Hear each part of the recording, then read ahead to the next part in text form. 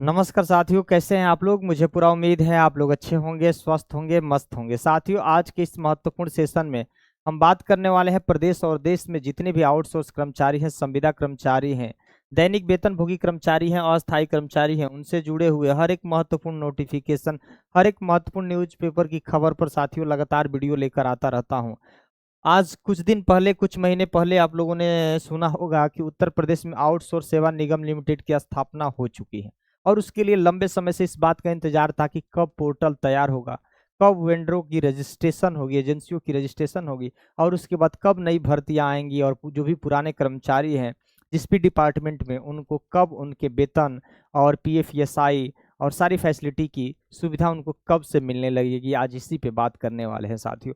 यहाँ पर देखिए, यूपी सरकार का बड़ा फैसला, आउटसोर्स में लगभग 40,000 पदों पर होगी सीधी भर्ती, सभी विभागों में बम्पर भर्ती। देखिए पूरी वीडियो साथियों, युवाओं के लिए एक बहुत बड़ा ये सुनहरा अवसर है।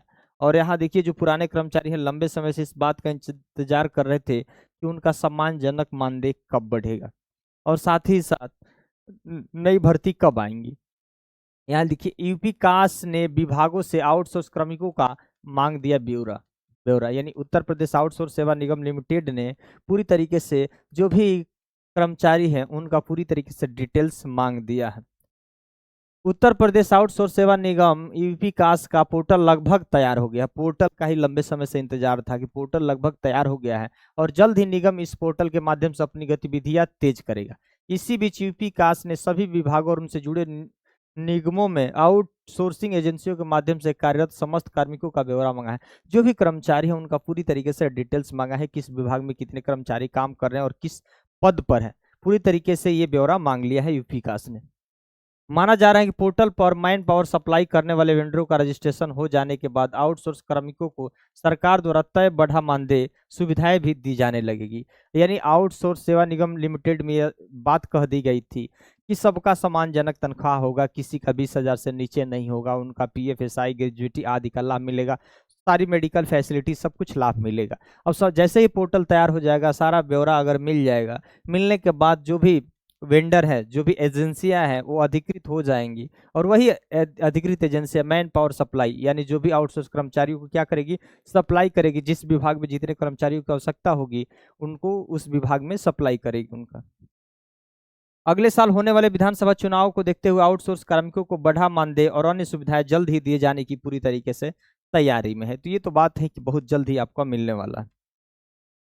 कार्मिकों को सम्मानजनक मानदेय और अन्य सुविधाएं दिया जाना प्रदेश सरकार की प्राथमिकता में शामिल है। इन कार्मिकों को न्यूनतम मानदेय 20,000 रुपये निर्धारित करने के साथ ही ईपीएफ, ईएसआई और स्वास्थ्य बीमा और अवकाश जैसी अन्य सुविधाएं भी दी जाने की व्यवस्था की गई है। अब सवाल है कि न्यूनतम वेतन 20,000, न्यूनतम वेतन 20,000 आपका है और साथ ही साथ ईपीएफ भी मिलेगा, ईएसआई और स्वास्थ्य बीमा और जो भी अवकाश, जैसे सरकारी कर्मचारियों का अवकाश मिलता है उसी तरह से आपका भी अवकाश मिलेगा। ये सारी व्यवस्थाएं की गई है। अब यहाँ देखना है, आउटसोर्स सेवा निगम के तहत तय की गई नई दरों के अनुसार श्रेणी 1 के लिए 40,000, अगर ग्रुप ए की नौकरी आप करते हैं तो 40,000 से कम आपका वेतन नहीं होगा।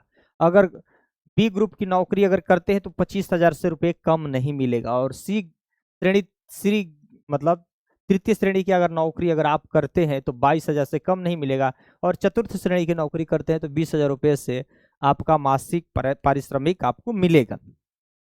मौजूदा समय में प्रदेश में आउटसोर्स कार्मिकों की संख्या लगभग 4 लाख होने का अनुमान है और सचिवालय प्रशासन विभाग ने प्रमुख सचिव मनीष चौहान के मुताबिक निगम का पोर्टल तैयार करने का काम 1 सप्ताह के अंदर पूरा हो जाने की उम्मीद है। यानी लगभग तो तैयार हो गया है और 2-4 दिन का समय लगेगा, पूरी तरीके से तैयार हो जाएगा। विभागों व उनमें से जुड़े नियमों से कार्यरत आउटसोर्स कार्मिकों का विस्तृत ब्यौरा मांगा गया है और पोर्टल तैयार होने पर सबसे पहले मैन पावर सप्लाई करने वाले वेंडरों का रजिस्ट्रेशन किया जाएगा, यानी एजेंसी का रजिस्ट्रेशन किया जाएगा जिस एजेंसी के थ्रू आपकी भर्ती की जाएगी। वेंडरों के रजिस्ट्रेशन के साथ ही विभाग आउटसोर्स कार्मिकों की भर्ती के लिए आवेदन भी कर सकेंगे। साथियों, अगर पहली बार इच्छुक अभ्यर्थी है जो आउटसोर्स कर्मचारी के तहत भर्ती होना चाहते हैं फ्यूचर में, या आप किसी भी डिपार्टमेंट में आप काम कर रहे हैं, ड्यूटी कर रहे हैं, किसी प्रकार की परेशानी समस्या है तो जरूर आप कमेंट भी कर दीजिएगा। लेकिन एक बात, अगर पहली बार इस चैनल पर विजिट कर रहे होंगे तो जरूर आप इस चैनल को सब्सक्राइब भी कर दीजिएगा। धन्यवाद।